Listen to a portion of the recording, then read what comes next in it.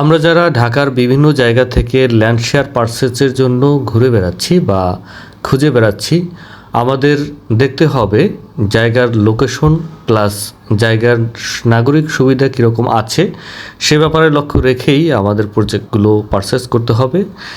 মূলত ডব্লিউএইচও এর মানদণ্ডের অনুযায়ী যেসব এরিয়ায় বা যেসব শহরে 20 থেকে 30% জায়গা গ্রিন এরিয়া রয়েছে সেসব জায়গাতেই আমাদের ল্যান্ড পারচেজ করা উচিত।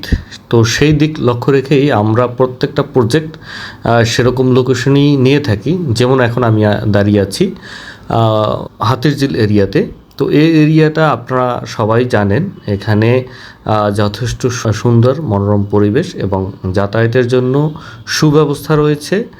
এবং আমরা যখন যেই কোম্পানিতেই যাই না কেন সব জায়গায় শুনি যে প্রাইম লোকেশনটা মূলত কী বা কীভাবে হওয়া উচিত।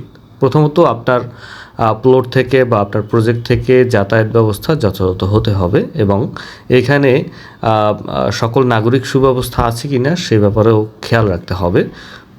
যেমন নাগরিক সুব্যবস্থা কি, আমি যদি আমাদের প্রজেক্টগুলোর কথা বলি, যেমন আমাদের প্রজেক্টগুলো রয়েছে ইস্ট ওয়েস্ট ইউনিভার্সিটি বা এই আফতাবনগরের আশপাশে এবং দক্ষিণ বনশ্রী, তারপর নন্দীপাড়া, এসব এরিয়াতে যে প্রজেক্টগুলো আমাদের রয়েছে আপনি চাইলে এখান থেকেও আপনার একটা গর্বিত ফ্ল্যাটের মালিক হতে পারেন ল্যান্ড শেয়ারের মাধ্যমে।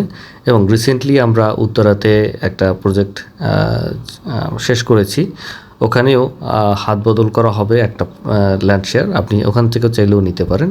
আল্লাহ হাফেজ।